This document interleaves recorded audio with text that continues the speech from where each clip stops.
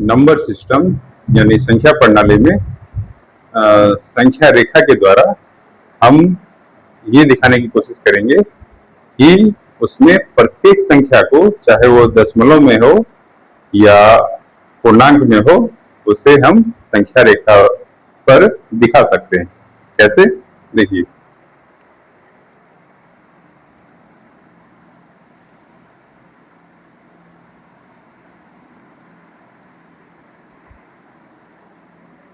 जैसे हमारे पास जो संख्या रेखा है वो इस तरह की होती है। यहाँ पर एक मिडिल पॉइंट लेते हैं, इसको 0 से डिनोट करते हैं। उसके बाद इसके जो राइट हैंड साइड में जो नंबर्स होते हैं, जैसे कि आपको पता है, ये सारे प्लस में आएंगे।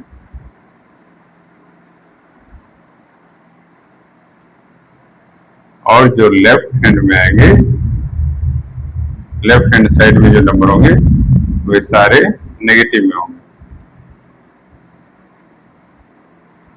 ये आसानी से हम लोगों को पता है। इस तरह से 5, 6, 7 वगैरह लिखा जा सकता है। अब इसमें हम देखते हैं कि ये तो सारे हो गए इंटेजर्स, जैसा कि हम पिछले क्लास में बता चुके हैं। ये सारे इंटेजर्स हो गए, लेकिन इसके बाद जो नंबर्स आते हैं जो दशमलव में हो जाएंगे, एक से छोटे जो नंबर होंगे 0.567 इस तरह के जो नंबर होंगे, मतलब 0.567 जैसे 0.567, ये जो हो गया 5.6 सहस्त्रांश। तो ये नंबर को हम नंबर लाइन पर कैसे दिखाते हैं, देख लेते हैं उसको।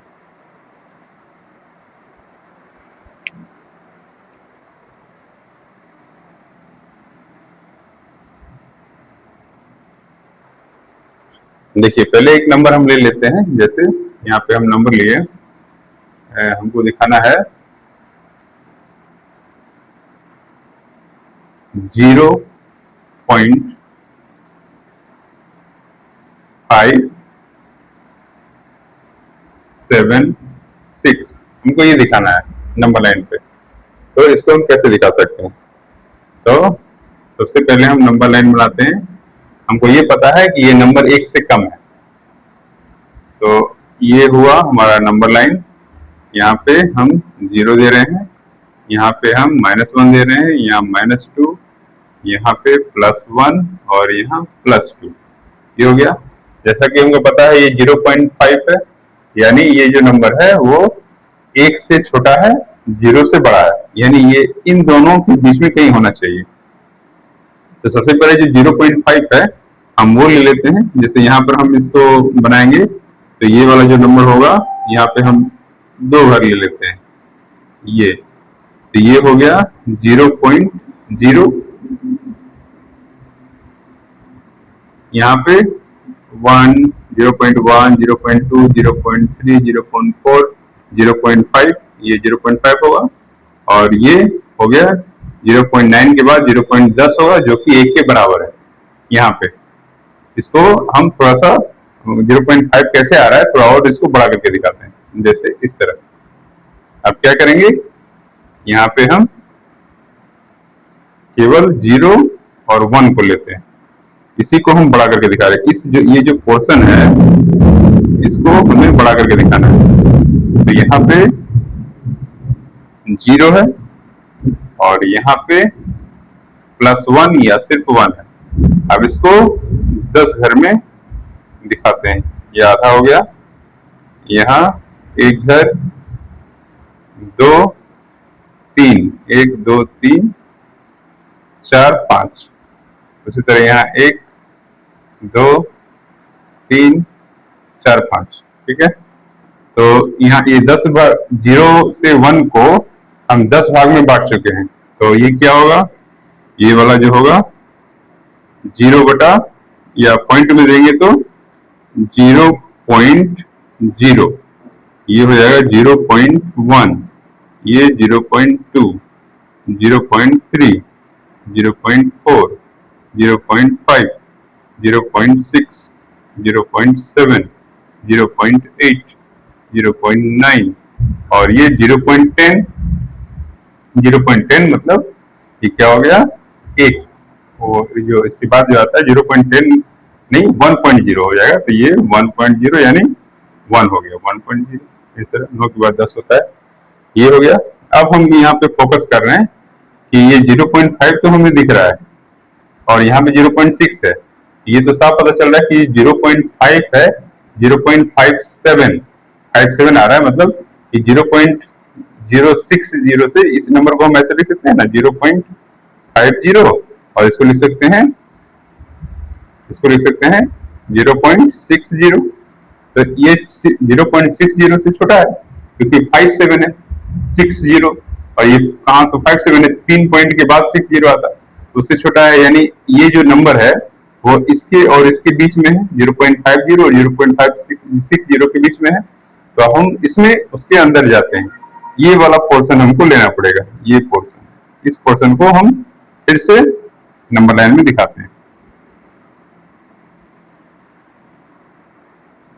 अब यहाँ पे हम लेते हैं 0.50 और यहाँ पे लेते हैं 0.60। अब इसके बीच में हम फिर 10 घर दिखा रहे हैं।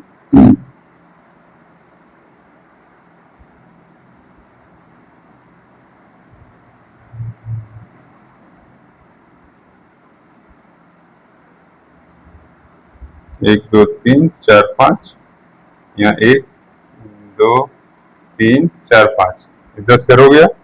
10 घर हो जाने के बाद हम यहाँ क्या करेंगे, ये जो है ये फर्स्ट पॉइंट जो है वो 0.50 हो गया, ये जो सेकेंड आया वो 0.51 हो जाएगा, थर्ड जो है 0.52, 0.53, 0.54, 0.55, 0.56, 0.57, 0.58, 0.59 और ये हो गया 0.60, ये हो गया।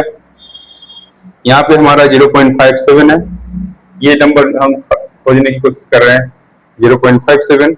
अब यहाँ पे आप देखिए कि जो 0.56 और 0.57 यहाँ मिल गया।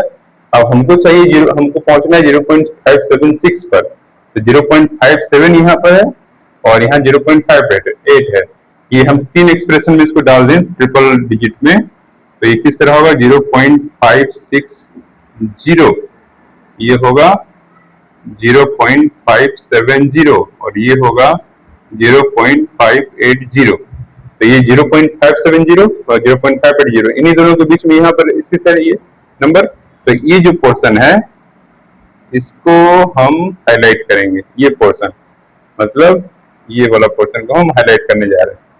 तो क्या करेंगे, इसको यहाँ से हम दिखा रहे हैं अलग नंबर लाइन पे, ये वाला हम एक नंबर लाइन ड्रॉ कर लिए, ये इधर है, ये इधर है, यहाँ पर हम ले लेते हैं 0.570 और यहाँ ले लेते हैं 0.580, ठीक है। तो अब इसके बीच में हम फिर से 10 घर बना लेते हैं, ये 2 भाग हुआ, 1 2 3 4 5, 1 2 3 4 5, ठीक है। अब इसको हम दिखाते हैं, ये वाला क्या हो गया, 0.571 हो गया, ये 0.57 यहाँ पे लिख पा रहे हैं, कोशिश करते हैं लिखने के लिए, 0.570 ये हो गया 0.571, ये हो गया 0.572, ये हो गया 0.573, ये 0.574, 0.575, 0.576, 0.578, 0.579, 0.580।